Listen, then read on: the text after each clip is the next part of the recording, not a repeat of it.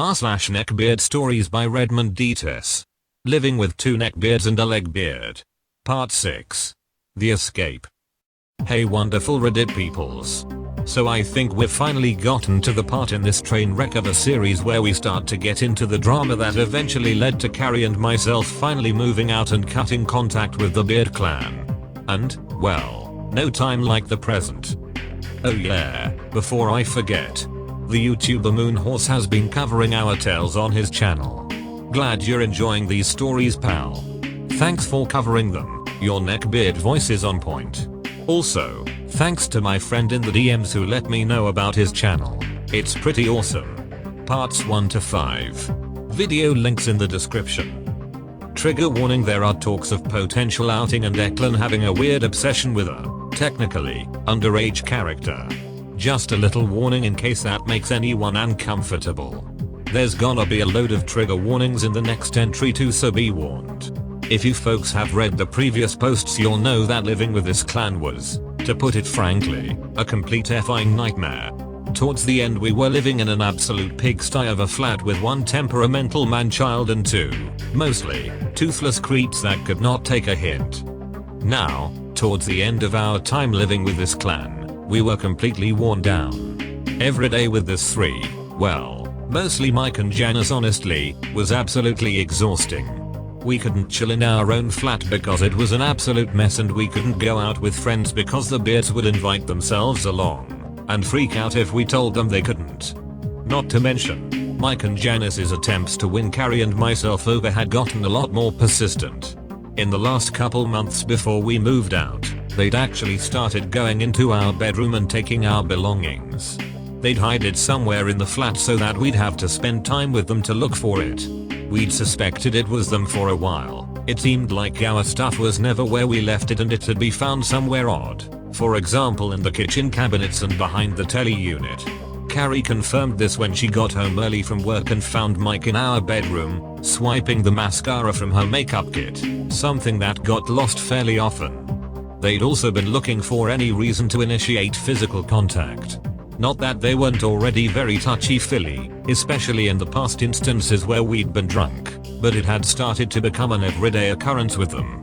Janice had grown particularly fond of styling Carrie's hair. It was great. See, Carrie would spend about half an hour in the morning styling her hair and making it look absolutely perfect. Then a little while later, Janice would undo all of Carrie's hard work and run her greasy hands through her hair until Carrie looked like she'd been caught in a refine hurricane. She's such a helpful person. I genuinely wonder if she ever noticed that Carrie always washed her hair after one of her hairdressing sessions. Mike had also gotten into the habit of lifting me up, which was rather irritating. There was a bit of a height difference that he loved to draw attention to. He was about 6 feet 2, 6 feet 3, and I was over 5 feet 3. Carrie told me to write and under 5 feet 4. Not really much to add to that other than it was really annoying, and he'd often do it when I was carrying something so I couldn't flail around to get him to drop me. Declan hadn't been much better. Around the time we moved out, he'd been getting warnings from the job center that his benefits would get stopped because he wasn't actively looking for work. Needless to say, he wasn't too pleased about this, and as a result, he'd been getting snippy with us whenever we spoke to him. This led to the event that was partially the reason for us moving out, but more on that in a bit. This was around the time where Carrie and I had started doing some extra shifts at work to save some money for moving out. We were coming up to that time where we decide if we wanted to renew our lease. It was a yearly thing, and we wanted to be prepared to get the hell out of there. We still hadn't found a place to stay yet, but my dad and Carrie's sister had offered us a place at their houses after hearing about what had happened. This caused its fair share of family drama, but that's a whole other thing. We had told the Beards about our plans to move out and told them we could cover our share of rent for the month after we moved out, but they'd have to sort something out for after that. They didn't believe us though. Even after we showed them the text conversations we'd had with the landlord, giving him notice that we planned to move out, they still insisted that it wasn't going to happen. In Declan's words, we'd be crawling back to them after the first week. So, what led to us moving out? Well, a few things. First off, there was the constant harassment from Mike and Janice. Then there was the constant stress of having to walk on eggshells around Declan in case he would up having a temper tantrum. Plus the general mess of the flat. But that's just the basic stuff. A few months prior, Carrie was told that she'd been put on a waiting list for top surgery. Sure, she had a hell of a wait in front of her, but it was worth it if she was gonna be happier in her own skin. She posted out to her Facebook almost immediately after telling myself and a few friends' family. She hadn't thought anything of it until we realized that, oh crap, the Beards were friends with her on Facebook. They'd instantly bombarded her post with several comments congratulating her and telling her how happy they were for her. That was all fine and dandy until they got home. See, they'd assumed, for some reason, that I wouldn't know the news as I'm not always the most active on Facebook, because God forbid Carrie be able to text me, and decided to tell me themselves. As soon as I got home, with Carrie, might I add, they decided to tell me themselves. Carrie explained that I already knew, as myself and our friend, James, briefly mentioned in part 3, went with her to the clinic and stayed in the waiting room whilst she found out. Their faces dropped. They'd begun to question her, asking her why they hadn't been invited to come along. Why did she tell me before them? I always went with her to her appointments. Why couldn't they have a turn? Janice had even started complaining about Carrie only discussing surgery with a small group of people, excluding them. She'd come out with things like, but OP is gay, he's never going to see them. Why don't you want to talk about it with someone who knows what you're going through? Okay, there is a good amount of inappropriate crap in that statement.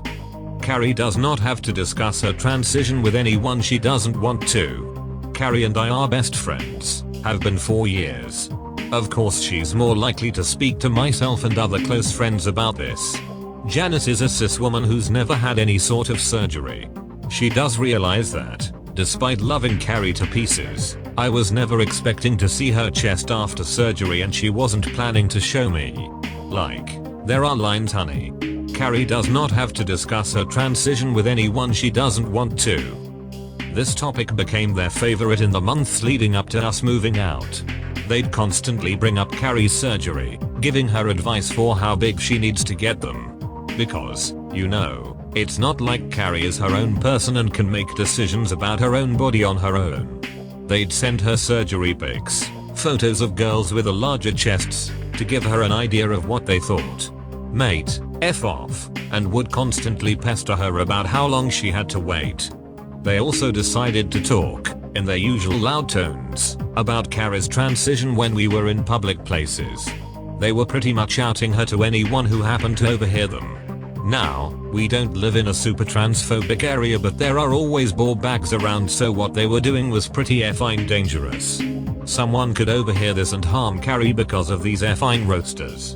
They intentionally went out of their way to bring this topic up whenever they could. Not like they hadn't been insanely inappropriate before, but this subject in particular made Carrie's dysphoria a hell of a lot worse. It wasn't hard to see how badly this was impacting her mental health. This was when we'd started trying to put a bit of extra money away. We thought maybe we'd be able to handle another year and a half with this pair to get money together for another flat. Turns out, we couldn't.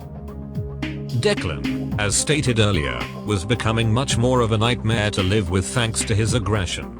There was an incident a couple of weeks before we officially decided to move out where he'd smashed a cup against the wall during a temper tantrum. See, like I said in my first post, Declan was a massive Gotham fan and his favorite character in the show happened to be Poison Ivy, aged up version at least. Spoiler warning for peeps who haven't seen the show. Basically Ivy is about 13-14ish in the first season, gets her arm grabbed by someone who ages people up and winds up looking like a 20-something-year-old woman. Declan, of course, had a massive crush on this aged up version of Ivy. But he would always talk about how attractive her personality was and how he wanted a woman who could act that cute and look that sexy. He would bring up her immaturity and how attractive he found it. Of course the character is immature, she's a effing wee girl. Yes, the character physically aged. Yes, the new actress was an adult. But he failed to see how weird it was that he had such a crush on a character who was technically still a child. He'd even made a remark about how the original actress was cute enough, again, She was a rare fine child, but it was nice to see the character evolve into such a seductive creature.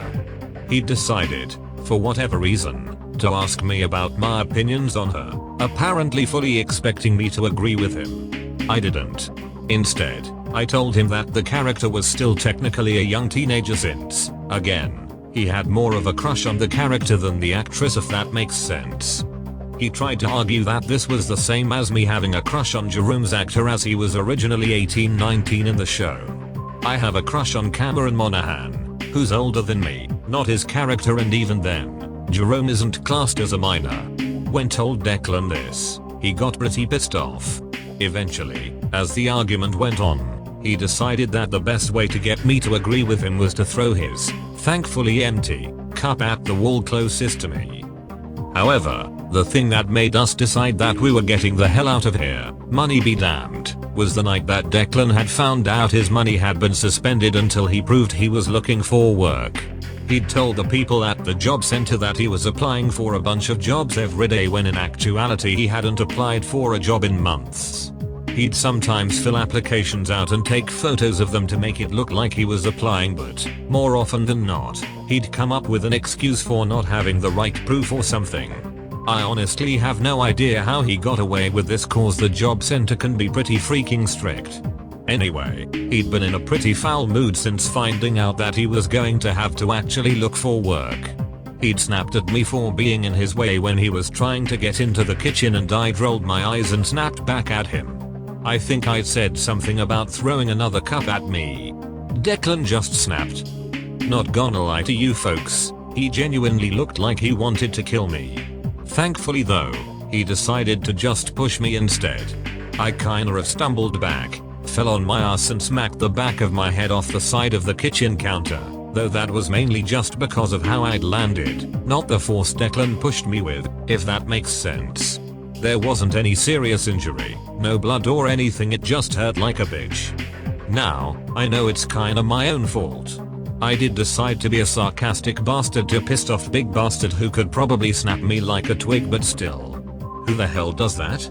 He literally only had to wait a minute till I moved a couple of things out of the kitchen. Carrie was absolutely livid when she found out what had happened. She'd been out at work and I texted her asking if she could pick up some painkillers on her way home. I'd have done it myself, but I was still a bit dizzy and felt sick. When she asked what happened, I just told her the truth and she flipped. I swear to God, I've never seen Carrie look so angry before in my effing life. She went off on Declan, Mike and Janice, told Declan that it was no wonder his mum had kicked him out and how Mike and Janice were just as bad as Declan for trying to defend him. Now, she was already in a terrible place mentally because of this lot, so she just sort of let her frustrations out then, yelling at them for absolutely everything they'd done. We wound up staying with some friends for a couple of nights after that. Anyways, that was the point that we decided we were definitely getting the hell out of there. Once we had arranged to stay with our respective family members, we told the Beard clan that we'd be moving out. As I said before, they didn't believe us. We did wind up having to live there for another couple weeks whilst we sorted some stuff out. We waited until the Beards were out and got some friends and family to help us move our stuff out of the flat. It was a part furnished flat, so we didn't have a lot of furniture to take with us, just a bed and some smaller pieces of furniture. We decided to leave the sofa bed as a gift for the clan. Besides, no amount cleaning would ever properly disinfect that thing. Needless to say, when the Beards came home and realized we had actually been telling them the truth, they were pretty pissed off. There was a hell of a lot of drama after this incident, and the Beards had opted to make our lives a living hell for a good while afterwards. I had originally planned to add the screenshots, there are a metric ton of them by the way, to this post, but they all take place after we move out, so those will be in the next post, as this has already gotten pretty damn long, even by my standards. So, they'll be added to the next post, focusing on the drama after we moved out. Sorry folks. I'll try and get the next part of this story uploaded ASAP, though it's probably gonna take a wee while to sort through all the screenshots, so that'll be fun. Fond memories. Bye guys. That's all folks. Thank you for watching. Have a nice evening.